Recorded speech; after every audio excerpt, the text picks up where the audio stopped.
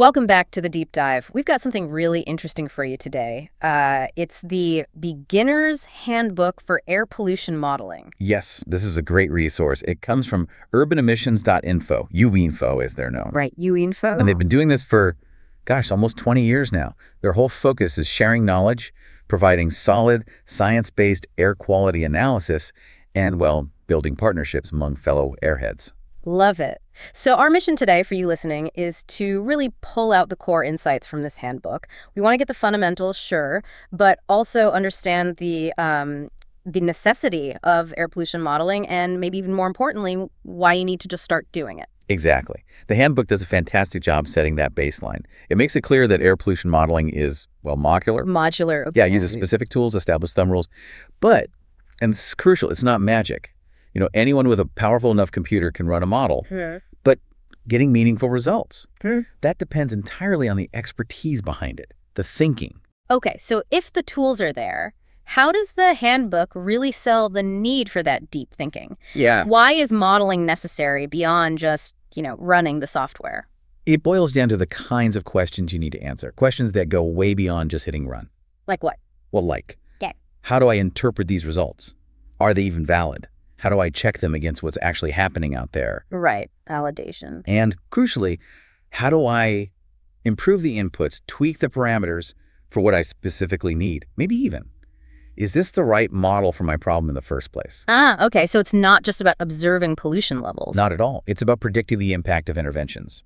If we move this factory or restrict traffic here, where does it actually save lives? That needs understanding, not just computation. That makes sense. And the handbook tackles this complexity, right? It structures things I saw from like A to XYZ dimensions. Yeah, that AXYZ structure is a nice way to show the scope. It covers all these different pieces you need. Things like emission inventories, chemical transport models. Exactly. And an emission inventory, for example, that's not just a simple list. It's this detailed process of figuring out where pollution comes from, when, how much. Okay. And then the chemical transport models, the CTMs, they simulate how all that stuff moves and reacts and changes in the air. And it mentions some heavy hitters, like WRF, the Weather Research Forecasting Model, and CAMMX. Those are big CTMs, aren't they? They are. Widely used, state-of-the-art systems. Yeah. And yes, it can definitely sound a bit intimidating at first. Yeah, it does. But the main takeaway here isn't necessarily mastering every detail of WRF overnight. It's about understanding the whole process, the whole data pipeline. And honestly, it just takes patience, persistence. It's a learning curve. Okay, patience and persistence. Yeah. So how do we get from understanding the complexity to actually, rolling up our sleeves? The handbook has these 4 mantras, right, to get people started. Yes. And these mantras are really about managing expectations and overcoming that initial hurdle. They're quite liberating, actually. My favorite is the third one, that classic quote from George Box. Oh, the statistician. That's the one. He said, all the models are wrong, but some are useful. Huh, right. That's a dose of humility, isn't it? Absolutely. Yeah. It reminds you that models are approximations. They have uncertainty. You have to recognize that and use the results smartly. Which ties into another point, the second mantra, that modeling is never really done. It's iterative. You keep refining. Precisely. It's a continuous loop of improvement. And that leads right into the other 2 mantras, the really action-oriented ones. The first is just start the process. Just begin. Yeah. You learn by doing. Pick one data set, one module. Work through it. Slow progress is infinitely better than no progress because you're aiming for perfection. And the final mantra, maybe the most freeing one. Do not wait for a perfect data set. Because it doesn't exist. It never exists. Start with what you have, you adapt, you improvise, you figure things out as you go.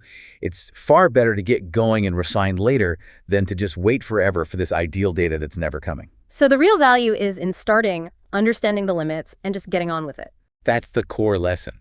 And look, if you're worried about the technical stuff, like say you're setting up WRF or CAMX and hit some compiling error. Yeah, that sounds likely. It happens. But remember, these models have been used for decades. There are huge communities around them. So community forums and things like that. Exactly. The best place to find a solution for your specific error, it's almost certainly the WRF forum or the CAMX forum. Chances are very, very high someone else has hit that exact same wall and figured it out. So the support structure is already there. It's there. The only real barrier is deciding to start and asking the questions when you get stuck. Don't sweat the compiling errors before you even begin. Worry about not starting. That's a fantastic point to end on. Get started. The help is there. It would definitely encourage you to explore those resources. Thanks for joining us. My pleasure. We'll catch you on the next deep dive.